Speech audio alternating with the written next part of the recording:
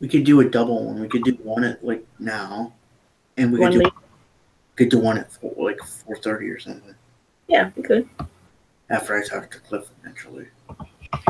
You're gonna after we stream. Are you gonna get on with Kevin if you can? Yeah, after the stream. I mean, I want to see, like, he called me like twice. Did he need you for anything? No, I didn't respond to that one because I thought I could respond to it later.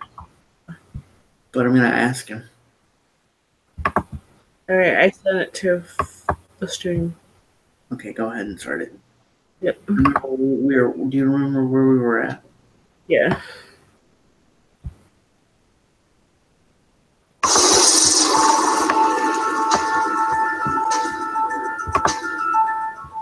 Our abbreviated countdown look to another Geek Fight. Welcome to another.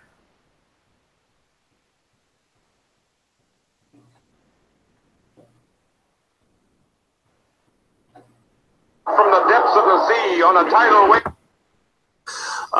And Ishiro Honda, who directed this movie, ended up directing a whole bunch of Godzilla movies. As a lifelong Godzilla fan, I've always loved it. So let's check out the OG Godzilla trailer from back in the day. Godzilla, king of the monsters, alive, surging up from the depths of the sea on a tidal wave of terror to wreak vengeance on mankind. Godzilla, king of the monsters, it's alive, a gigantic beast, stalking the earth, crushing all before it in a cyclonic cavalcade of electrifying horror, raging through the streets on a rampage of total destruction. Godzilla, king of the monsters, incredible titan of terror, wiping out a city of 6 million in a holocaust of flame.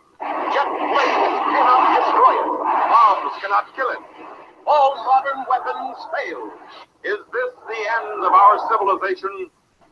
Can the scientists of the world find a way to stop this creature? For the answer, see Godzilla, king of the monsters. You may wish to deny it, but your eyes tell you it's true. A tale to stun the mind. More fantastic than any ever written by Jules Verne. More terrifying than any ever shown on the screen. Awesome. Incredible. Unbelievable. A story beyond your wildest dreams. Dynamic violence. Savage action. Dynamic violence. Thrills. Godzilla, king of the monsters. Fantastic beyond comprehension. Gripping beyond compare. Astounding beyond belief. The mightiest monster of them all. See Godzilla, king of the monsters. Let me just. That's obviously a cliche now, you know, the Japanese. Pause it a second. The reason we're starting so late in the stream is because we already did half of this.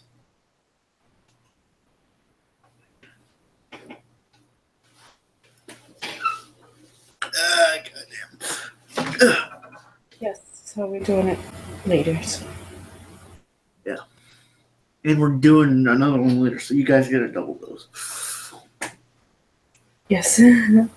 Because we need to finish that before it disappears. We need to before they disappear. Yeah.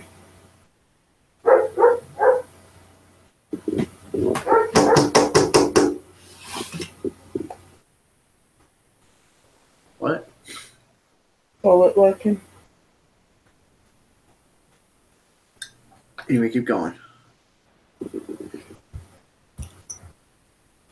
Running from the giant monster, but the reason it's become a cliche is because Godzilla makes such an impact. And even in Jules Verne under the bus. I know they did. The Godzilla movie.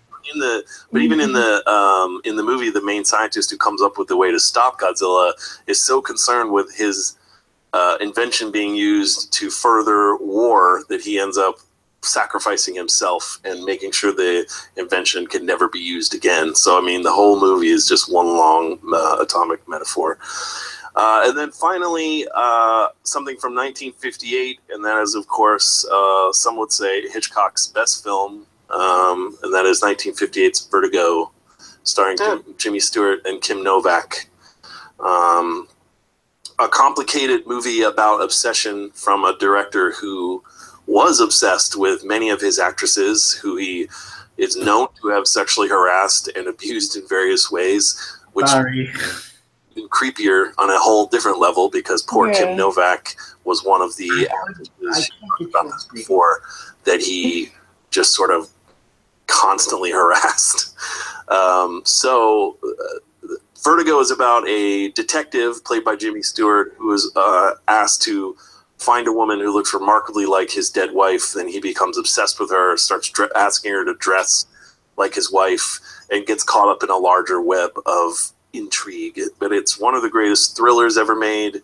It's one of the earliest examples of the way noir ended up changing to become almost more about the interior thoughts and feelings and emotions of the characters as opposed to more about the environment that they're in. It's more you're inside Jimmy Stewart's character's head in a way that's wasn't that common and was kind of uncomfortable for the time. Of course, the great Comfortable now. yeah. Of course, the great title sequence is from Saul Bass. It's one of the best looking movies Hitchcock ever shot and consistently considered one of the greatest movies ever made. I think with good reason. And it's complicated and creepy like most 50s would be. So let's check out, I think I have the trailer, or no, I have a clip, I think, from Vertigo. Let's check it out.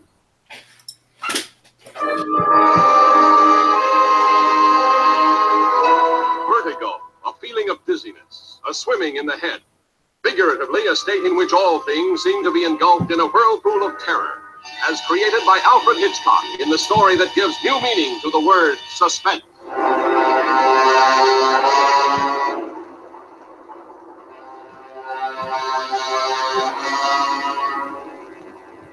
I don't want to die. It's all inside me. She says I must die. Don't let me be. A beautiful girl haunted by the desperate, unexplainable urge to destroy herself. A man possessed by the paralyzing vertigo that made him afraid of high places. Easy now.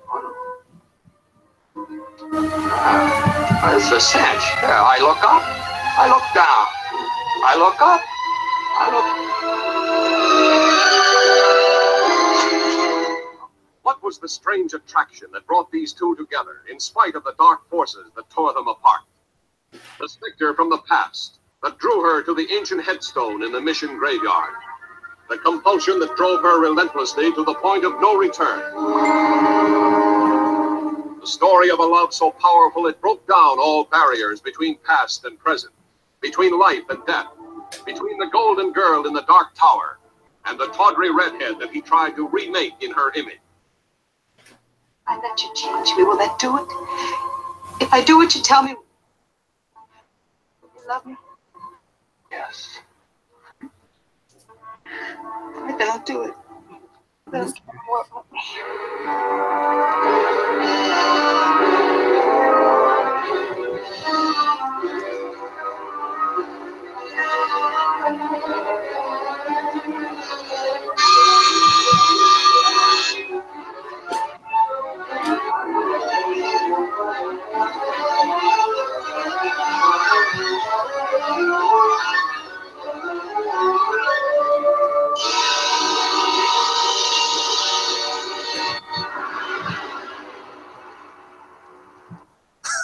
So, A horrifying dolly zoom. I know, that was a patented technique that Hitchcock developed for this movie. Was you dolly back and zoom forward, and it creates that elongating of space.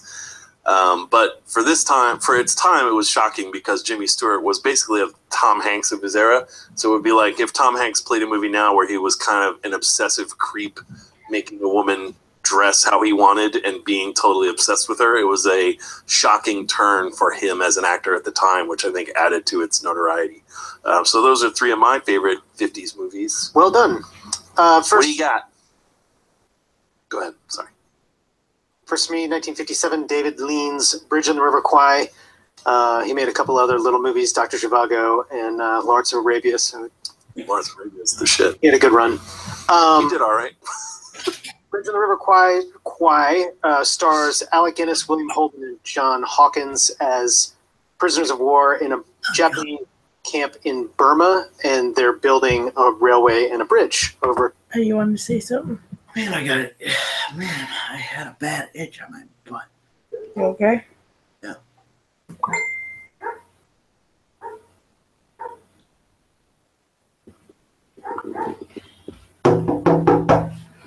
Sorry, bullet works, so I have to do that. The River Kwai. And Alec Guinness is a British officer and sort of combats against Colonel Saito, who's the commandant, or what would the Japanese term be for? He's the head of the prison, colonel, the warden. And he tries to point out that it's all well and good to have enlisted men be workers, but to try to get the officers is just a cut above. Jeez, that's disgusting. And so they have a fight back and forth. They end up sort of coming to terms with the fact that only the enlisted men are going to do it. The enlisted men are doing a really shitty job because it's a huge bridge that's going to be a military asset for the Japanese. Eventually, Alec Guinness decides that they should build a great bridge because they're going to show everybody the benefits of English engineering. And he kind of becomes an asshole at that point, and then gets the classic Stockholm syndrome, and it becomes friends with Saito, and they're really trying to build this bridge.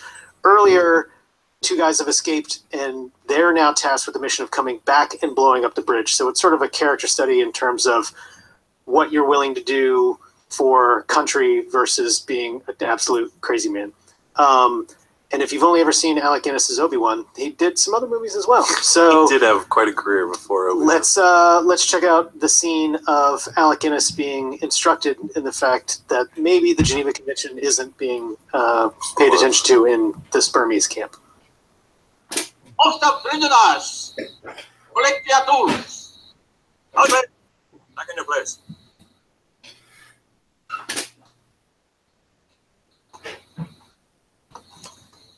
I must call your attention, Colonel Saito, to Article 27 of the Geneva Convention. Belligerents may employ as workmen prisoners of war who are physically fit other than officers. By all means. Read English, I take it. Do you read Japanese? I'm sorry, no, but if it's a matter of precise translation, I'm sure that can be arranged. You see, the code specifically states that the... Diverse in the ranks! You speak to me of code? What code? The coward's code! What do you know of the soldier's code? Of Bushido? Nothing! You are unworthy of command!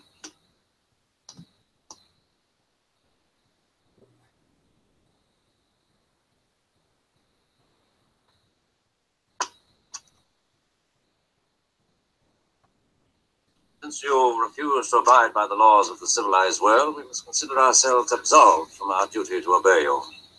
My officers will not do manual labor. We shall see. All enlisted prisoners to work! Wait! That's all! Talk to you, say! Sergeant Major, take the men to work. Take up, go! Move to the right, follow the right. Yes, ah! Take company, fire the right, quick, up! Fire, right, fire, right!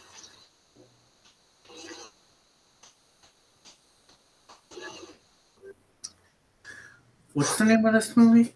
Or really anybody in that movie. Bridge on the River. Yeah. Spoiler alert. Pretty much everybody dies. It doesn't go well. Second for me is another Albert Hitchcock creepy-ass movie from the 50s, 1954's Rear Window, also starring Jimmy Stewart as a He's taking a picture of you. slightly lit. He's Well, I'm like telling him in his ear, Jimmy, stop taking a so this movie is Jimmy Stewart as a photographer who's broken his leg. I think it's like a horseback riding accident or something with horses. like you do. And so he's confined to a wheelchair, and his girlfriend Grace Kelly really wants to marry him, and I guess because James Stewart's the biggest asshole in the world, just really doesn't want to marry Grace Kelly.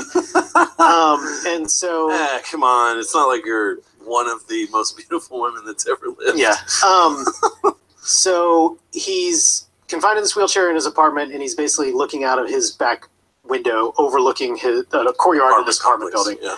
So he's seeing all these different people, and there's a lot of creepy, voyeuristic tendencies. But he hears in the night a woman scream and a glass break, and also Raymond Burr, pre-Perry Mason Raymond Burr, Yeah. he's a traveling salesman, and so he has like big cases, and he's always going in and out. And Jimmy Stewart's convinced that Perry Mason has killed his wife and is constructing an elaborate case to not prosecute himself. So it sort of plays on the 50s paranoia of neighbors, and also Alfred Oh, Hitchcock's. it's on her. Oh, it's on her Facebook page. So It's on her Facebook page. Oh, okay. Sir. Yeah. 'Cause I told her, you know, you want to read this? It's totally like, Yeah. it's totally ridiculous because it's like,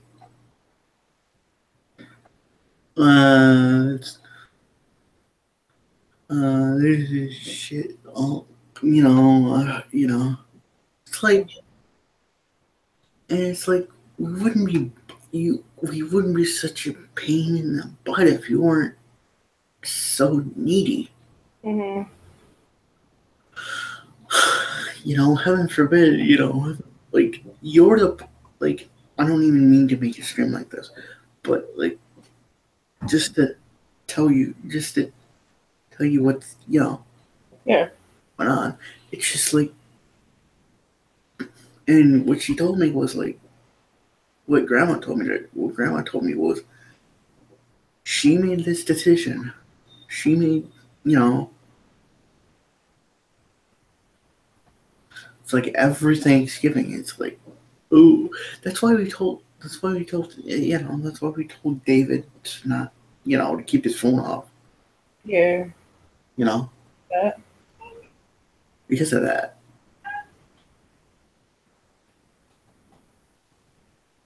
You know? Yeah.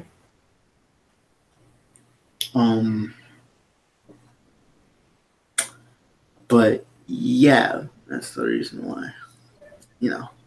Yeah, it's understandable. And, you know, to be completely honest, it's just like ridiculous here. It is.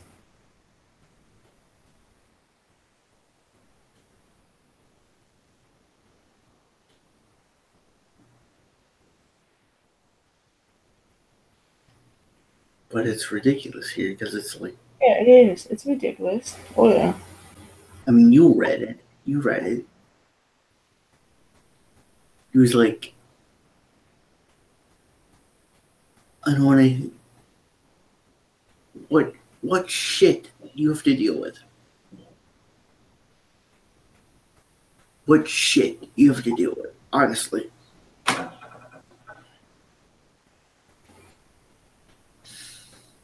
I mean, we have to deal with you being a whiny little pain in the butt, Oh yeah. you know? Yeah. She doesn't need to do that. Ooh, I wanna. Well, if you wouldn't have been pushing me, you know? Yeah. Then you wouldn't have to, you know.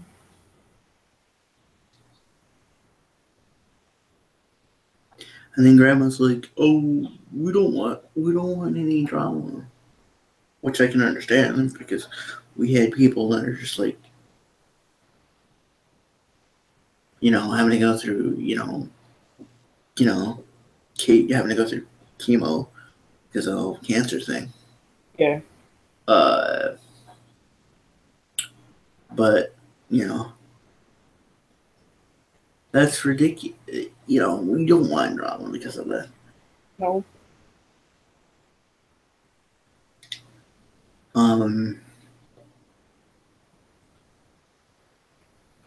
But this is what we have to deal with on a regular basis. I just happen to see it because I'm friends with her, blah, blah, blah, blah. Yeah. And I'm not saying nothing because, blah, blah, blah, blah. If she says something, I'm just going to be like, hey, I told you not to talk about Thanksgiving. If you want to talk about anything else, talk about it. But, hey, you made your own decision, you turned your back on your family. And it's not like, oh, what's another thing that she told me? Oh yeah, she told me that, Grandma told me that you think Grandpa's upset because Uncle Tom didn't show up? Uncle Tom's his brother, I know.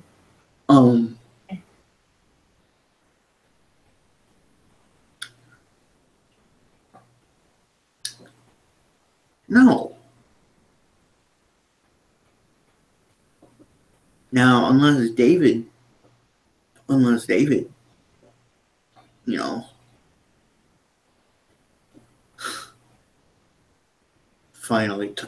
finally told her off. I honestly told him because it was like, Did you tell him? yeah, I told him because he's family. Mm. I told him while we were watching the football game. Sarah's been bugging me to go to Thanksgiving. Just in case you have to deal with that, I wanted to give him a heads up. It's not like that to do that. But it's like I wasn't expecting this. I wasn't expecting any of this to happen. No. But it did. Yeah. Anyway, keep going. Sorry. I just Yours. You No, you're begin to fine. Yeah, I mean, you're forced. makes you to, culpable in Yeah. the whole thing. So this is the sort of opening scene, setting the scene for where he's is, and also the fact that he doesn't want to marry Grace Kelly, which just seems batshit crazy. But let's check it out. So that's it. You won't stay here, and I can't go with you. It would be the wrong thing. You don't think either one of us could ever change? Right now, it doesn't seem so.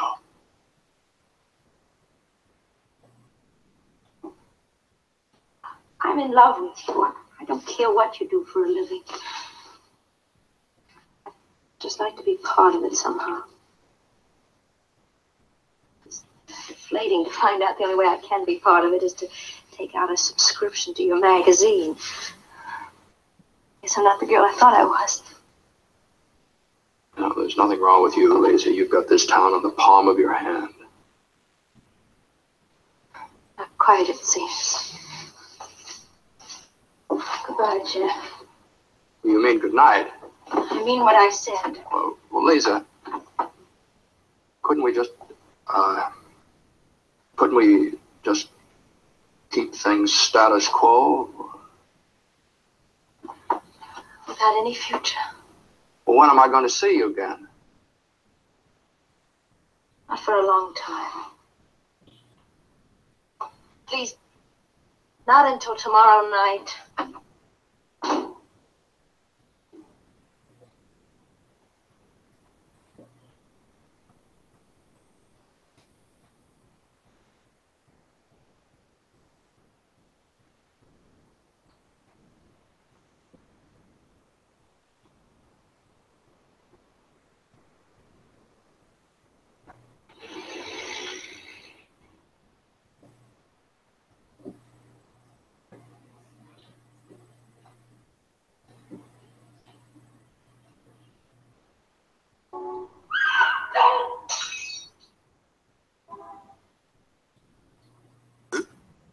Typical man.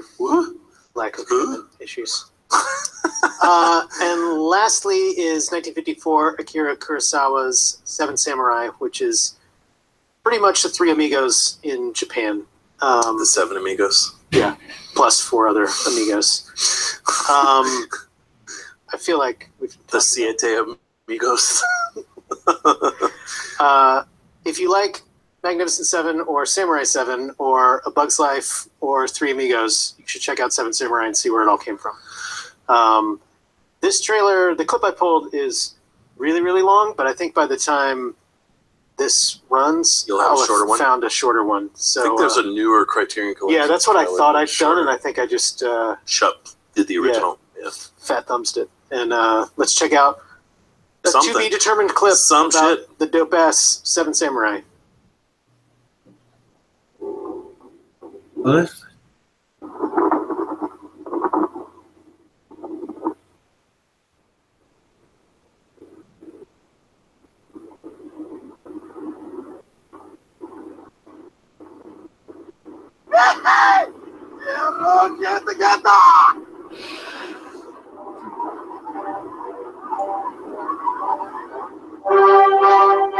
That's the trailer.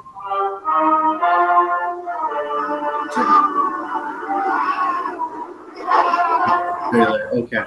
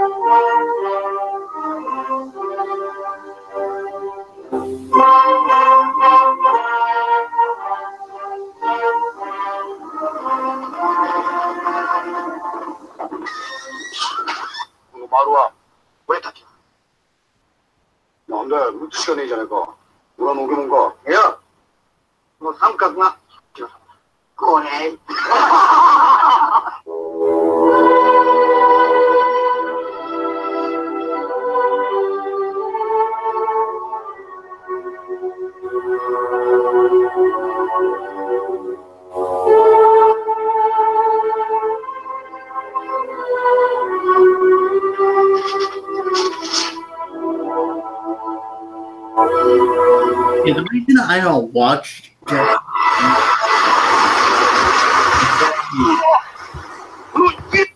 Japanese anime unless it's dubbed is because of the reading. Yeah. You know? It goes so fast. You can't see. Yeah. That's why I'm waiting for Yu-Gi-Oh! V-Rings to be dubbed. And I need to finish Arc V too. Yeah. Anyway, keep going.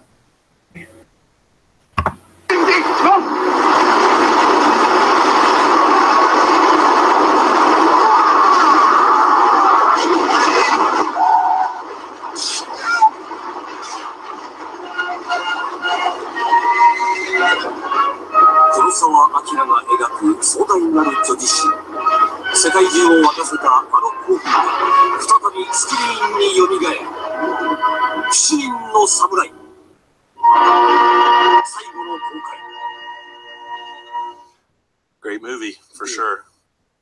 So those are some of our favorite 1950s movies. Not just set in the 50s, made in the 50s is the definitive question that Yeah. came up in our pre-production Oh, I meeting, guess that's, and I didn't even think about that. But I mean, hopefully, colloquially, I think most people would assume it means, released in the 50s. yeah. Well, let's find out. Yeah. Let's check out Adult Swim Facebook's top 5 picks. Seven Samurai, Godzilla, 12 Angry Men Yeah. is the shit. The Blob and Rebel Without a Cause, all great movies. I love And that- them all. Glitching is intentional. That's countdown glitching. You're not having issues streaming our lovely program. I'm glad you Just in clarified case. that for everyone. Let's take a look at the Toonami Facebook picks. I bet they're going to be similar. Godzilla, 12 Angry Men, Seven Samurai, The Day the Earth Stood Still, and Roman Holiday, all considered classics. Nice. I don't really like Roman I Holiday. don't either, but But can't Yeah. front on those guys. So next up, we have a sneak peek for this week's episode of Dragon Ball Super.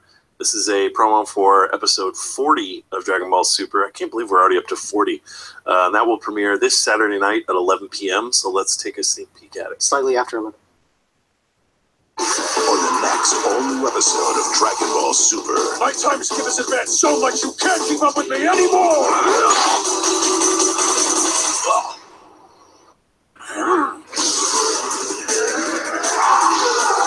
Dragon Ball Super, Saturday at 11. Yo, Lord Beerus! I'd like you to lift all the rules for the tournament! Are you not afraid that you might die? Oh, you're not gonna get me like that again. Only Toonami on Adult Swim. He's already, I like the he's already countdown died style. like 5 times. Super end pages. Yeah. And as Pedantic Gil pointed out, it's actually slightly after 11 because we will be premiering the second episode of Countdown, our special Toonami event, right before. And speaking of Countdown, here is a promo for this week's episode of Countdown, which premieres It's also- right before Dragon Ball. It's going to be, this will be episode 1 if you haven't seen it or want to re-see it. Oh, okay. With the promos. All right. So one Gotcha. big jam. So this is episode 1, followed by a promo for episode 2. So let's check those out. And this is my take on the Cranberry Nebula. The way it looked to me after a week on Current Echo 68, anyway. This one's an artistic interpretation of a corrupt memory file I found in my subsystems. And this one is just me.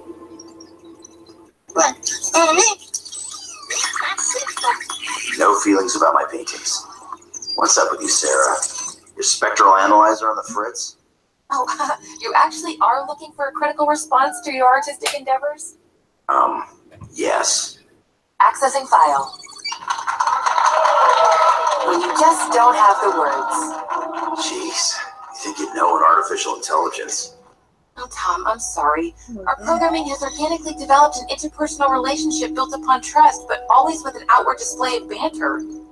Yeah, I get it. Tom, I never thought you were taking this whole art thing seriously. I just thought you were, I don't know, bored. Well, sure, but that doesn't mean I don't have feelings somewhere. Tom, I honestly didn't know you'd be upset. I'm sorry. Look, I'm not saying I won't get over it. I'm just saying I don't want to talk about it, okay? I just need to be mad at you.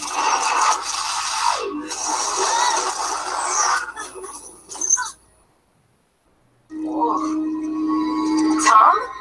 Hello, Sarah. It's good to see you. Like this. Just know that I'm sorry. But we've run out of options. Out of options? What are you talking about? What just happened?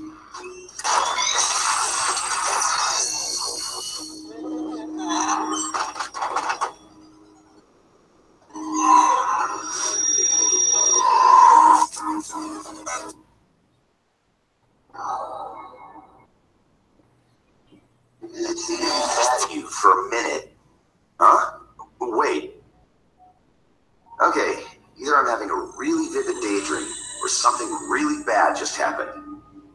What are the odds it's not the second option?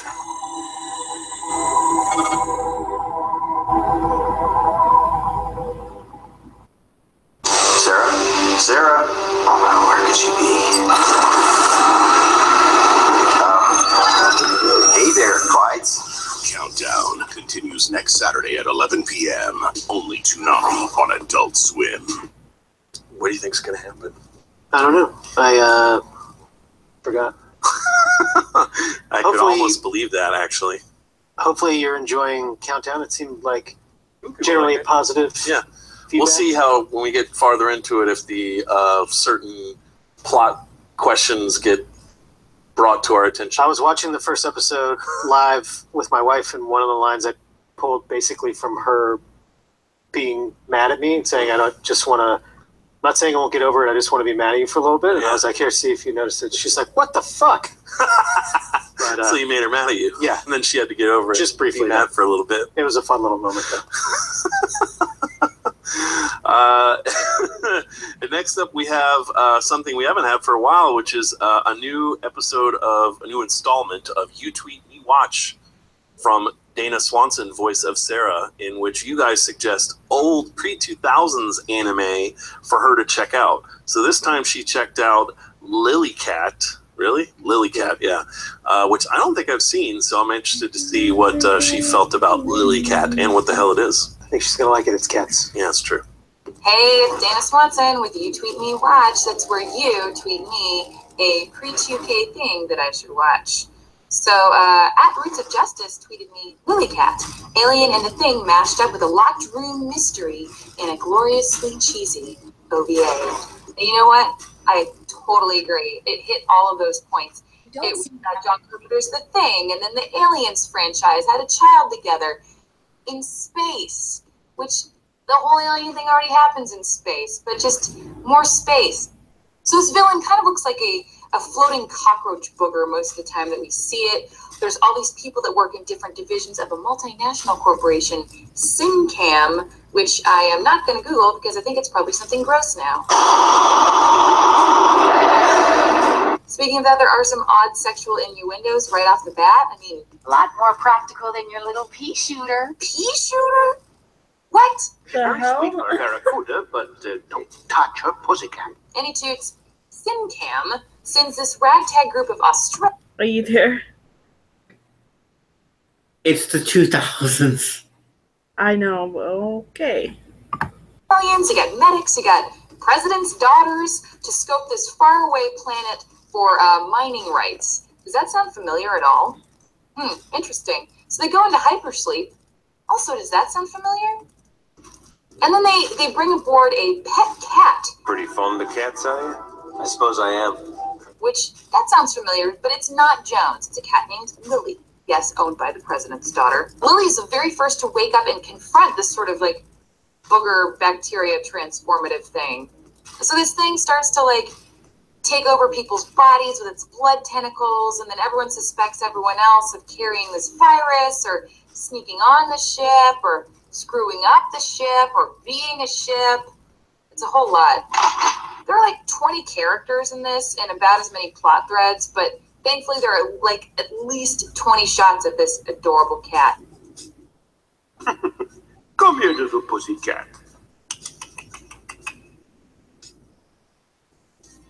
Yes, that girl.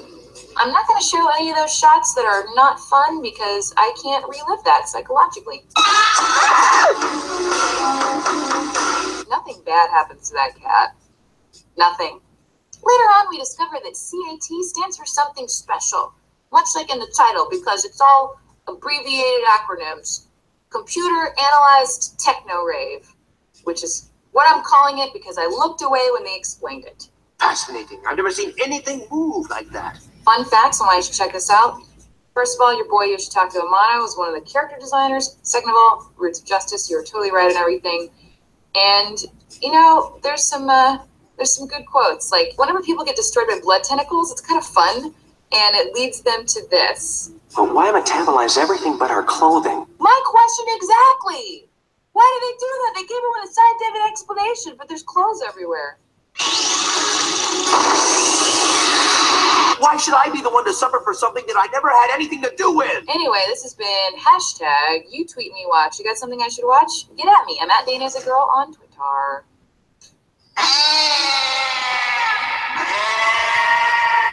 Yeah, I might have to check out Lily Cat. Yeah.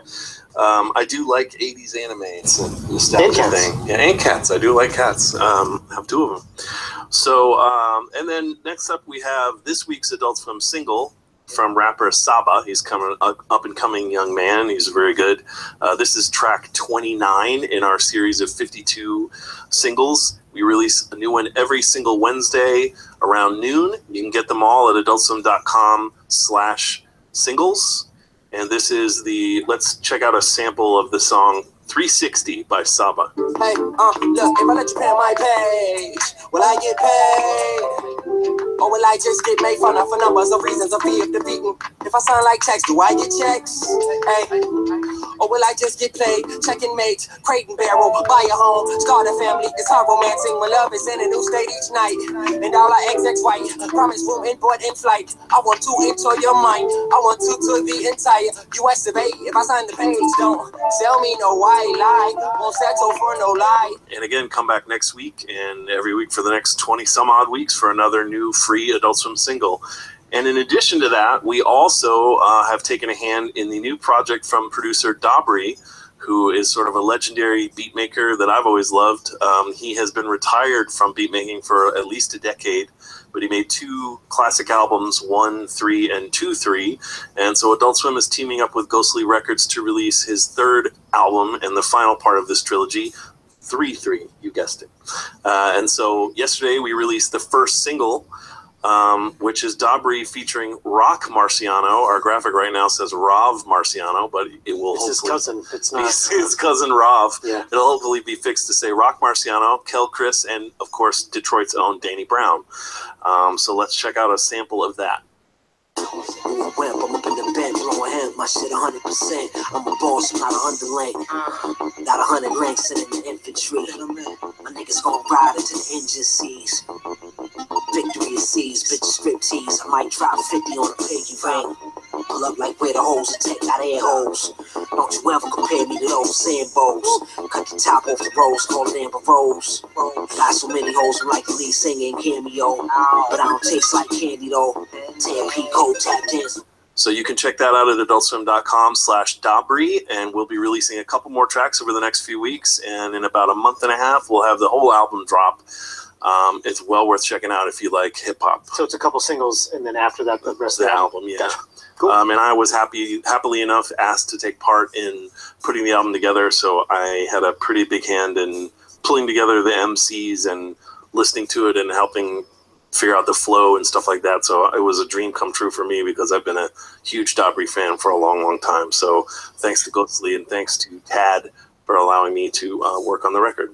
And that's it for this week's Pre-Flight. We don't have any other shit to talk about, so then it's almost, we're out of time. yeah. Probably, So what are you more or doing? less. Get out of here. Go Bye. live life. See ya. Goodbye. Cool. We did it.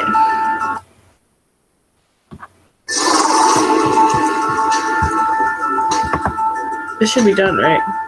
Yeah, it is. You understand how it works? Okay.